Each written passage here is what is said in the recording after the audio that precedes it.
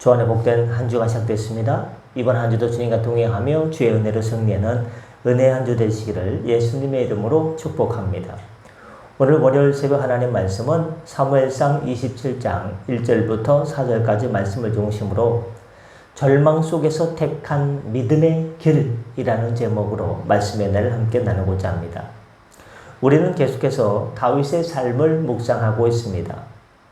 하나님의 기름 부음을 받은 왕이었지만 다윗의 현실은 녹록치 않았습니다. 계속되는 사울의 추격, 생명의 위협이 뒤따랐기 때문입니다. 지난 시간에 사울이 자신의 잘못을 회개하는 듯 보였지만 다윗은 그 마음이 매우 불안정함을 알고 있었습니다. 이러한 불안정한 상황 속에서 다윗은 어떤 선택을 했을까요?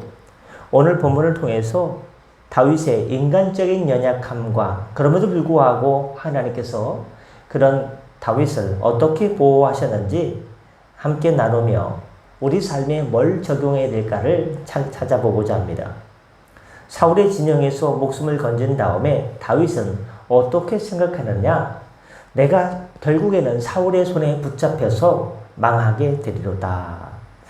아무리 사울이 회개하는 듯 보이지만 그의 마음은 언제든지 변할 수 있다는 것은 다윗은 그 누구보다도 잘 알고 있었습니다.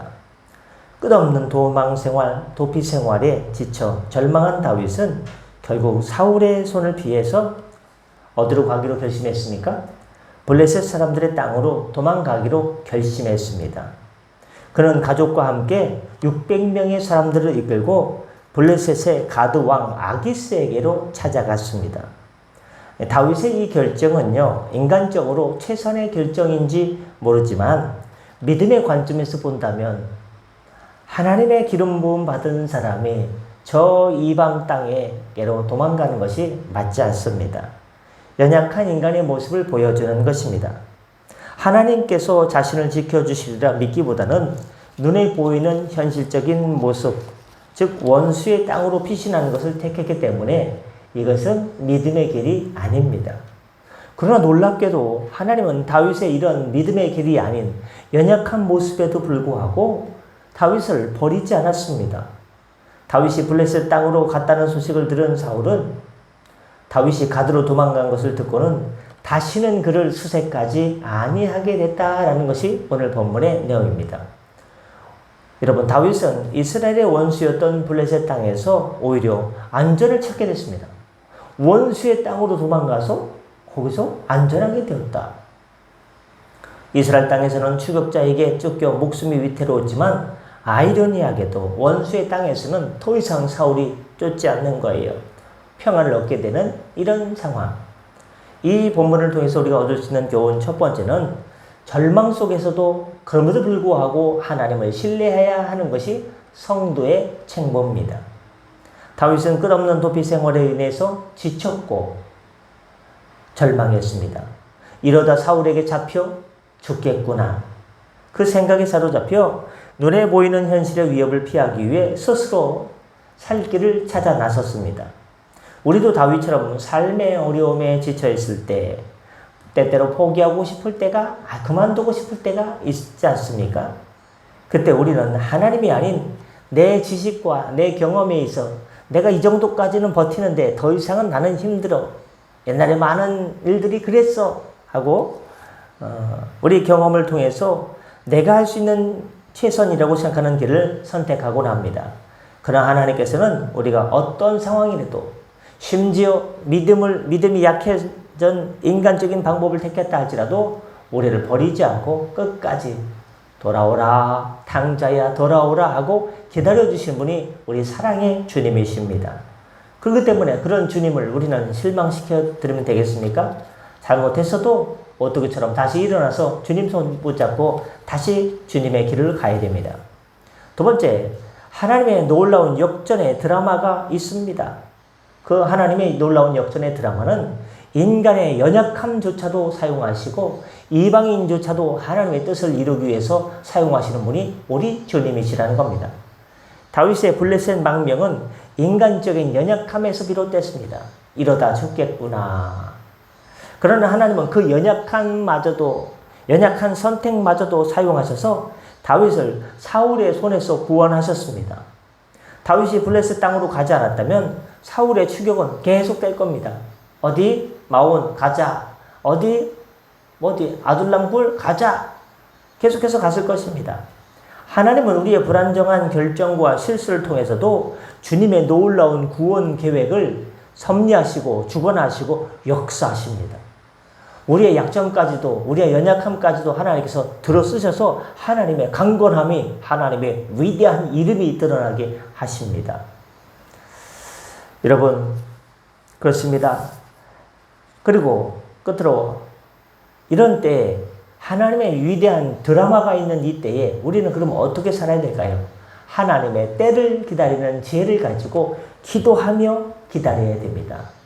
다윗이 블레셋으로 피한 것은 하나님의 때를 기다리지 못하고 내 스스로 한번 문제를 해결해 볼까 했던 생각이었습니다. 다윗은 자신의 힘으로 해결하려고 했지만 결국 사울의 추격을 멈추게 한 것은 하나님의 주권과 하나님의 섭리 아래 하나님의 주권적인 방법이었습니다. 우리를 향한 하나님의 계획은 하나님 이 기도한 지 10년 됐는데요. 이건 20년 됐는데요. 주님 이건 석 달 됐는데요. 언제 하나님의 뜻이 이루어집니까? 하나님의 계획이 우리가 느끼기에 더디고 답답하게 느껴질 때가 있습니다. 그러나 하나님은 가장 완벽한 하나님의 때에 인간의 때가 아니라 하나님의 때에 인간의 방법이 아니라 하나님의 방법으로 가장 좋은 방법으로 우리를 인도하십니다. 조급하거나 서두르거나 인간적인 꾀를 내기보다는 잠잠히 하나님의 구원하심의 때를 기다리며 기도하며 우리는 인내해야 됩니다. 인내의 결국은 바로 열매이기 때문입니다. 그렇습니다. 말씀 마칩니다. 오늘 우리는 사무엘상 27장의 말씀을 통해 다윗의 연약함과 그럼에도 불구하고 연약한 다윗을 믿음의 순간 약해진 다윗을 지켜주시고 하나님께서 구원해 주시는 하나님의 방법으로 역사하시는 하나님의 놀라운 은혜를 바라봤습니다. 다윗은 절망 속에서 지치고 더 이상 못하겠다. 인간적인 방법으로 믿음이 아닌 세상적인 방법을 택했지만 하나님은 그럼에도 불구하고 그 인간적인 그 믿음이 없는 선택마저도 하나님의 구원 계획을 이루는 도구로 사용하셨습니다. 우리가 넘어져도 괜찮습니다. 실패해도 괜찮습니다. 다시 주님께서 우리에게 손을 내미시기 때문에 주님 손 붙잡고 일어나야 됩니다. 우리도 삶의 고난과 위기 속에서 눈앞의 현실에 좌절하고 그만둘까? 포기할까? 이제 못하겠는데 이제 아무 반응도 없는데 하고 답답해할 때가 있습니다. 그러나 하나님의 때에 하나님의 방법으로 하나님의 타이밍에 가장 좋은 때에 가장 좋은 하나님의 방법으로 주의 자녀들을 붙들어 주시고 다시 일으켜 주시고 믿음의 길로 이끌어갈 걸 믿고 인내하며 기도하리며 기도할 때 하나님의 응답을 맛보게 되시기를 예수님의 이름으로 축복합니다. 기도하겠습니다. 사랑의 주님, 오늘 말씀을 통해 저희의 연약함을 보시면서도 저희를 포기하지 않으시는 주님의 사랑에 깊은 감사를 드립니다. 다윗처럼 저희도 삶의 문제 앞에서 좌절하고 저희의 힘으로만 해결을 했던 순간들이 많았음을 고백합니다. 주님, 이제는 눈에 보이는 현실에 흔들리지 말고 모든 상황을 주관하시는 주님만 바라보게 하여 주옵소서. 저희의 불안정한 선택과 실수조차도 선하게 바꾸시는 주님의 놀라운 섭리를 믿습니다. 조급한 마음을 내려놓고 주님의 일하실 때를 잠잠히 기도하며 기다리며 기도하는 지혜를 주옵소서. 모든 삶의 과정 속에서 저희를 향한 주님의 선한 뜻을 발견케 하시고 결국에는 주님으로 인해 승리하는 삶을 맛보게 하여 주옵소서. 하나님, 오늘 하루도 일터를 달려나갑니다. 운전대를 붙잡아 주시고 삶의 모든 자리에서 임마누엘 주님 동행하여 주셔서 주님과 함께 여호와니시 주의 승리를 맛보게 하여 주옵소서. 모든 영광 하나님께 돌리며 감사하며 축복하며 예수님의 이름으로 기도드립니다. 아멘. 다 같이 자로 기도하시고 편하게 들어가시겠습니다.